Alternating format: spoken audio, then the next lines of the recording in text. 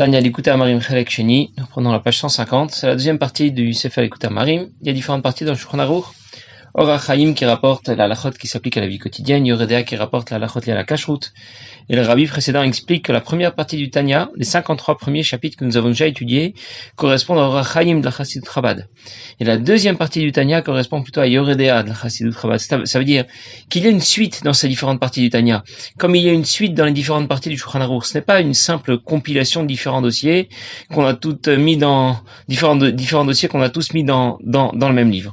Cette deuxième partie s'appelle Chinur Katan, tandis que la première s'appelait Sefer Shel Benonim, et l'Admor Zaken se présente encore une fois comme un simple compilateur des Sfarim, qui fait référence au Maharal de Prague, au Shinur Chotabrit, des Sofrim, qui fait référence au Baal Shem Tov, au Maggid de Mezrich. Donc il dit, Likuta Amarim Chelek Sheni Anikra B'Shem Chinur Katan, que l'on appelle Chinur Katan, Melukat Pisfarim Pisofrim K'dosh Elyan Mishpatim Eden, qui a été compilé des Sfarim, des livres, des Sofrim, des scribes, K'dosh Elyan et Meyusad al Parasha Rishona, Shel Kirat Shema. Et ce qu'on va expliquer est basé sur la première paracha du Kirat Shema. Dans la première partie, l'Admor Zaken précisait dans la page de garde qu'il allait expliquer le pasuk Kikarov Elecha Davar Mod Beficha Bilvafra La Soto. Et dans la deuxième partie, l'Admor Zaken précise qu'il va expliquer d'autres psukim, la première paracha de Kirat Shema, en l'occurrence dans Shar Yichud V'Emunah, nous allons expliquer les deux premiers psukim de Kirat Shema, Shema Yisrael et Baruch Shem Kavod Malchut Olam Vaed. Et l'Admor Zaken commence par citer le pasuk Chanor Lanar Al Pi Darko Gam Ki Yaskin Yatsu Mimena, un pasuk dans Mishlei. Et c'est d'après le premier mot de ce pasuk que l'Admor Zaken a nommé cette deuxième partie du Tanya, Chinur Katan, l'éducation. Chinur Katan, ça veut dire petit. On va devoir expliquer de quelle éducation il s'agit, de quel petit il s'agit. Et il dit Chanor Lanar Al Pi Darko, éduque un jeune selon son chemin, Gam Ki Yaskin Lo Yasumi Mena, même lorsqu'il vieillira, eh bien, il ne s'en écartera pas. Inémédirtiv al pidarko, mais puisque c'est écrit son chemin, mashma shenad rechem et la mito, c'est que c'est pas le vrai chemin, le bon chemin. Vimken maima alyuta. Et donc, quel est l'avantage à garantir que gam ki yaskin no yasumi mena, même quand il vieillira, quand il va vieillir, eh bien, il ne s'en écartera pas. Ça veut dire que l'Admor Zaken a cité ce pasouk qui dit que un jeune doit être éduqué selon son chemin. Même lorsqu'il va vieillir, ça ne le quittera pas. On ne dit pas que ça ne le quittera pas quand il sera vieux. On dit que ça ne le quittera pas quand il va vieillir. Le pshat, ça veut dire que l'éducation que l'on donne à un jeune va l'accompagner tout au long de sa vie, même lorsqu'il va vieillir. Sauf que dans ce cas, on s'attendait plutôt à ce que le pasuk dise Chanor lanar al piderech Hashem, al piderech Torah, sur le chemin d'Hashem ou de la Torah. Et pourtant, le pasuk parle de Darko, son chemin. Mais c'est peut-être pas le meilleur, son chemin, c'est le sien. C'est celui qu'il a choisi. Et on se demande pourquoi on trouve intéressant que même lorsqu'il va vieillir, il ne quittera pas son chemin. Si c'était le chemin de Torah Mitzvot, ça aurait été bien. Mais c'est pas le cas, apparemment. Quel avantage à ce qu'il ne quitte pas son chemin?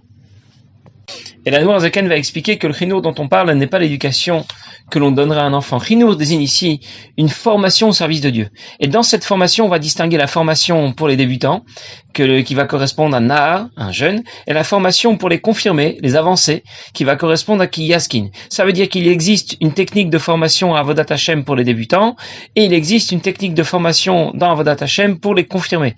Et nous allons expliquer que même les confirmés auront parfois recours à la technique de base, celle des débutants, lorsqu'ils vont eux-mêmes progresser. La technique débutant leur sera toujours nécessaire, même lorsqu'ils seront déjà très avancés. Alors on comprendra plus tard aussi qu'on sera déjà bien content si on pouvait faire partie des débutants Nahar dont parle ici l'Admor Zaken.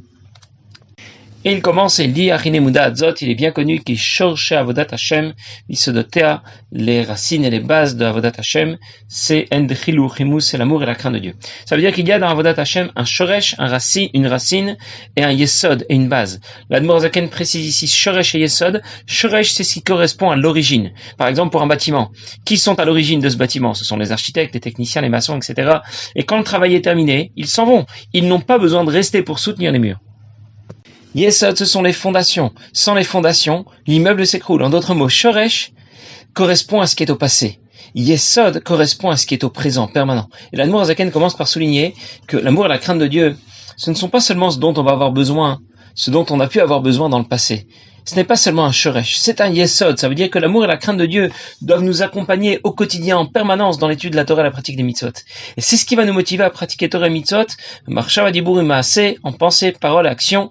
Et la Noire va nous expliquer plus précisément dans quelle direction va nous engager l'amour et la crainte de Dieu. Et il dit, Hayira shoresh v'yisod les soumera. La crainte est à l'origine et la base de Soumera, du fait de s'écarter du mal. Va l'amour de Dieu, va Asetov, va faire le bien, Kiyum kol mitzvot aseh de Raita de Rabbanan, accomplir les 613 mitzvot de la Torah, les 7 mitzvot de Rabbanan, comme Shidber Bimkoman. Comment on va l'expliquer plus loin? Ou mitzvot achinur, et la mitzvah d'éduquer un enfant. Igam ken mitzvot aseh correspond aussi à une mitzvah positive. Moshkat ou Barachaim Simachim Gimel, comme c'est écrit dans Shulchan Aruch, dans Rachaim. Ça veut dire que la crainte de Dieu est à l'origine, à la base des mitzvot négatives, qui nous demandent Soumera de s'écarter du mal. Parce que quand je crains Dieu, eh bien, je crains de lui désobéir, je crains de le décevoir. Et l'amour de Dieu est à l'origine, à la base des mitzvot positives, qui nous demandent assez tôt de faire le bien. Si j'aime Dieu, je vais lui apporter le plaisir et la satisfaction qu'il attend de moi. Et la Noire Zaken dit que Moshe Yidber Bimkoman, comme on va l'expliquer plus loin. Mais nous l'avons déjà expliqué dans les Prakim, même Vav, même Aleph, même Vav. Quand on a parlé d'amour de Dieu, de crainte de Dieu, et pourtant il dit comment on va l'expliquer. Parce qu'au départ, comme j'ai déjà dit l'autre fois, l'Admour Zakan a pensé commencer l'écoute à Marine par cette deuxième partie, et finalement il l'a placé en deuxième position. Mais c'est pour ça que cette expression revient plusieurs fois. Comment on va l'expliquer? Bien que nous l'avons déjà vu dans la première partie du Tanya. Et l'Admour Zakan ajoute que la mitzvah d'éduquer un enfant ou d'éduquer un adulte font aussi partie des mitzvot assez. Quand on parle d'éduquer, ça veut dire éduquer à la fois à la pratique des mitzvot positives et au respect des mitzvot négatives. Donc nécessairement de développer de l'amour et de la crainte pour Dieu. L'amour et la crainte de Dieu de celui qu'on éduque. L'Admour Zakan va décrire tout de suite 2 formes différentes d'amour pour Dieu. On va comprendre ça assez facilement parce que nous avons déjà décrit ces 2 formes d'amour pour Dieu dans la première partie du Tanya. Dans les mêmes, nous avions déjà parlé de la différence entre Ahavat Olam, cet amour pour Dieu que l'on construit par notre réflexion au sujet de la grandeur de Dieu, et Ahavat Rabbah, cet amour pour Dieu qui dépasse celle qu'on peut construire par notre réflexion, qui nous vient comme un cadeau.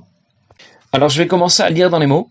Veine ba'avaktiv besop parashat Ekev. On dit au sujet de cet amour, de notre amour pour Dieu. Asher anochi metzave etrem la'asota. Je vous ordonne de la faire. Les Havat Hashem, aimer Dieu, etc. Il faut comprendre.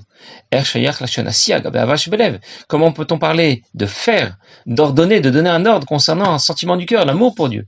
Ça veut dire que l'Admour Zaken a cité ce pasuk de Parashat Ekev, je vous ordonne de le faire. Qu'est-ce que Dieu nous ordonne de faire? De faire cet amour pour Dieu. L'Admour Zaken demande, mais l'amour pour Dieu, ça ne se fait pas. L'amour, c'est un sentiment. Je l'aime ou je l'aime pas, c'est tout. Comment on peut m'obliger à ressentir de l'amour pour Dieu? La sota en plus vient du mot me'asin al tzedaka. On va forcer quelqu'un, parfois il faut un peu insister, forcer un peu la main, gentiment toujours, mais pour que d'autres juifs donnent la tzedaka pour leur bien, c'est le plus grand service qu'on peut leur rendre. Mais ici nous parlons d'un sentiment, d'amour pour Dieu. Comment peut-on parler de m'obliger à avoir ce sentiment d'amour pour Dieu? Je peux faire semblant d'aimer Dieu, je peux lui déclarer mon amour. Si ça peut lui faire plaisir, pourquoi pas? Mais lorsque la Torah nous demande, lorsque la Torah nous ordonne d'aimer Dieu, je comprends plus. C'est un sentiment, ça ne se commande pas. Et on va expliquer qu'il existe 2 formes d'amour pour Dieu. Il y a celui que Dieu nous inspire, que l'on a appelé Ahavat Rabbah. Et il y a celui que l'on construit par notre réflexion, que l'on a appelé Ahavat Olam. Quand la Torah nous ordonne d'aimer Dieu, ça veut dire qu'elle nous ordonne de réfléchir et de méditer à ce qui nous amènera à l'aimer.